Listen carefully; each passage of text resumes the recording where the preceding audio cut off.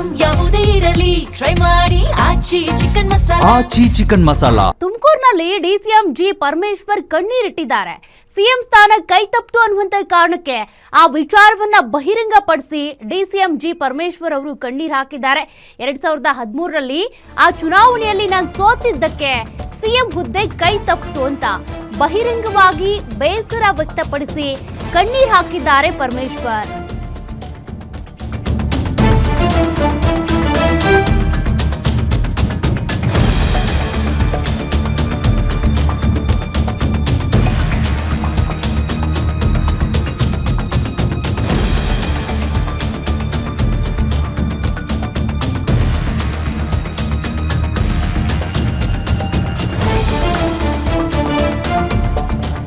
ನಾನು ಆಗ ಗೆದ್ದಿದ್ರೆ ಸಿದ್ದರಾಮಯ್ಯ ಸಿಎಂ ಆಗ್ತಾ ಇರಲಿಲ್ಲ.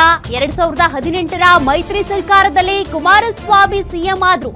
ಅವತ್ತು ನನ್ನನ್ನ ಸಿಎಂ ಮಾಡಬಹುದಿತ್ತು, ಆದ್ರೆ ಅವಕಾಶ ಸಿಗ್ಲಿಲ್ಲ.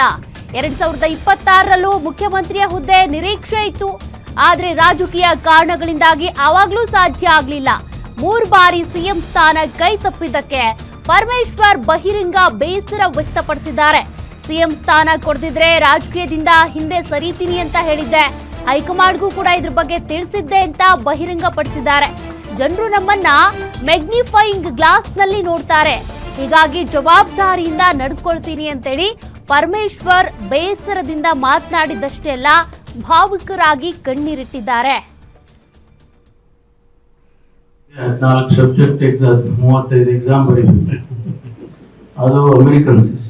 ಅದರಲ್ಲಿ ನಾವು ಓದಿದ್ವಿ. ಸೊ ನಮಗೆ ಸಮಯನೇ ಇರಲಿಲ್ಲ ಏನಕ್ಕೂ. ಹಾಗಾಗಿ ಅಷ್ಟೆಲ್ಲ ಮಾಡ್ಕೊಂಡ ಮೇಲೆ ಇಲ್ಲಿ ಭಾಳ ಯೋಚನೆ ಮಾಡಿ, ನಾನು ನನ್ನ ವೈಫ್ ಇಬ್ಬರು ಭಾಳ ಯೋಚನೆ ಮಾಡಿ ಸುದೀರ್ಘವಾಗಿ ಒಂದು ಹೆಚ್ಚು ಕಮ್ಮಿ 2 ತಿಂಗಳು ತಗೊಂಡು ಈ ತೀರ್ಮಾನಕ್ಕೆ, ಯಾಕೆಂದರೆ ಇದು ಲೈಫ್ನಲ್ಲಿ ಒಂದೇ ಸರಿ. ಸೊ ಅದನ್ನು ತೀರ್ಮಾನ ಮಾಡಿ ಉಳ್ಕೊಂಡೆ. ರಾಜಕೀಯ ಆಕಸ್ಮಿಕವಾಗಿ ಆಯಿತು. ರಾಜೀವ್ ಗಾಂಧಿ ಅವರು ನಮ್ಮ ಕ್ಯಾಂಪಸ್ಗೆ ಬಂದರು, ಪ್ರೈಮ್ ಮಿನಿಸ್ಟರ್ ಆಗಿ ಅವ್ರ ಸಂಪರ್ಕ ಬಂತು, ಅವರು ಕರೆ ಕೊಟ್ಟರು, ಸೇರಿಕೊಂಡೆ. ಇವತ್ತು ಹೆಚ್ಚು ಕಡಿಮೆ 40 ವರ್ಷ ಆಗ್ತಾ ಬಂತು. 2 ವರ್ಷ ಆದರೆ 40 ವರ್ಷ ಆಗ್ತದೆ. 40 ವರ್ಷದಲ್ಲಿ ಇಷ್ಟೋ ಸರ್ವಿಸ್ ಮಾಡಿದ್ದೀನಿ. ಇಲ್ಲಾಂದ್ರೆ ಯಾರಿಗೂ ಗುರುತಿಸೋಲ್ಲ, ಲಕ್ಷ ಗುರುತಿಸಲ್ಲ. ನನಗೆ ಎಲ್ಲ ಹುದ್ದೆನೂ ಕೊಟ್ಟಿದ್ದಾರೆ.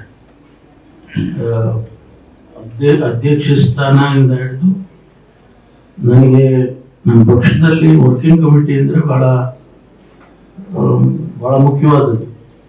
ಡೆಲ್ಲಿನಲ್ಲಿ AICC ವರ್ಕಿಂಗ್ ಕಮಿಟಿ ಅಂದರೆ ನಮ್ಮ ಪಕ್ಷದಲ್ಲಿ ಹಾಕುವ ಎಲ್ಲರ ತೀರ್ಮಾನಗಳು, ನಿರ್ಣಯಗಳು ಅಲ್ಲೇ ಆಗಿದೆ. ಅದರ ಸದಸ್ಯರು ಕೂಡ ಮಾಡಿದ್ರು.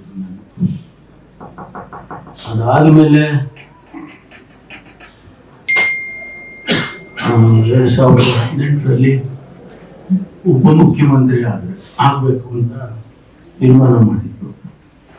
ಅದು ಆ ಸಂದರ್ಭದಲ್ಲಿ ಕೂಡ 2013ರಲ್ಲಿ ನಾನು ಎಲೆಕ್ಷನ್ಸ್ ಹೋದೆ. ಬಹುಶಃ ನಾನು ಗೆದ್ದಿದ್ದಿದ್ರೆ ಮಾನ್ಯ ಸಿದ್ದರಾಮಯ್ಯನವರು ಮುಖ್ಯಮಂತ್ರಿ ಆಗ್ತಿರ್ಲಿಲ್ಲ. ಆದರೆ ನಮ್ಮ ಅದೃಷ್ಟನೋ ಹಣೆಬರನೋ ಏನೋ ಹೇಳ್ತಿರೋ ಗೊತ್ತಿಲ್ಲ. ಆಗ ನಾನು ಸೋತದ್ದು ಕಾರಣಕ್ಕಾಗಿ ಅವರಾದರು. ಆಮೇಲೆ 2018ರಲ್ಲಿ ಕೂಡ ನಮ್ಮ ಪಕ್ಷ 19 ಸೀಟ್ ಗೆದ್ದಿತ್ತು. ಕೋಲಿಷನ್ ಮಾಡಿದಾಗ ಬೇರೆ ಪಕ್ಷದ ಜೊತೆ ನಾವು ಸೇರ್ಕೊಂಡು ಅವ್ರು ಬರೀ 30 ಸೀಟ್ ಏನೋ ಇತ್ತು. ಆದರೂ ಕಾರಣಾಂತರದಿಂದ ಅವಾಗ ಕುಮಾರಸ್ವಾಮಿ ಅವರಿಗೆ ಮುಖ್ಯಮಂತ್ರಿ ಮಾಡಿದ್ರು. ಅವತ್ತು ನನ್ನನ್ನು ಮಾಡ್ಬೋದಿತ್ತು, ಆದರೆ ಯಾವುದೋ ಕಾರಣಕ್ಕಾಗಿ ಅವ್ರು ಮಾಡಿದ್ರು. 2ನೇ ಸರಿನೂ ಮಿಸ್ ಆಯಿತು. ಮತ್ತು ಈ ಬಾರಿ ಪ್ರಯತ್ನ ಮಾಡಿದೆ, ಈ ಬಾರಿನೂ ಆಗುತ್ತೆ ಅಂತ ವಿಶ್ವಾಸ ಇತ್ತು. ಕಡೆಗೆ ಯಾವುದೋ ಕಾರಣಕ್ಕೆ ಪೊಲಿಟಿಕ್ಸ್ ಗೊತ್ತಲ್ಲ, ಪೊಲಿಟಿಕ್ಸು ಬೇರೆ ಥರ ಅಲ್ಲ, ಅದು ತೀರ್ಮಾನಗಳು ಹೇಗೋ. ಸೊ ಹಾಗಾಗಿ ಉಪಮುಖ್ಯಮಂತ್ರಿ ಸ್ಥಾನವನ್ನು ಕೊಟ್ಟಿದ್ದಾರೆ. ಜವಾಬ್ದಾರಿ ಸ್ಥಾನ. ಹೆಂಗಂದ್ರೆ ಹಂಗೆ ನಡ್ಕೊಳೋದಿಲ್ಲ ನಾವು. ರಾಜ್ಯದ ಜನ ನಮ್ಮನ್ನು ಗಮನಿಸ್ತಾರೆ. ನಾನು ಯಾವಾಗಲೂ ಹೇಳ್ತಾ ಇರ್ತೀನಿ ನಮ್ಮ ಕೊಲೀಗ್ಸಿಗೆಲ್ಲ, ನೋಡಪ್ಪ ನಮ್ಮನ್ನು ಜನ ಮ್ಯಾಗ್ನಿಫೈಯಿಂಗ್ ಗ್ಲಾಸ್ ಹಾಕೊಂಡು ನೋಡ್ತಿರ್ತಾರೆ, ಹುಷಾರಾಗಿರ್ಬೇಕು. ಆ ರೀತಿ ಇವತ್ತು ಬಹಳ ರೆಸ್ಪಾನ್ಸಿಬಲ್ ಇರ್ತಕ್ಕಂಥ ಜಾಗ. ತಿಂಗಳಿಗೆ 14 ಸಬ್ಜೆಕ್ಟ್ ಎಕ್ಸಾಮ್, 35 ಎಕ್ಸಾಮ್ ಬರೀಬೇಕು.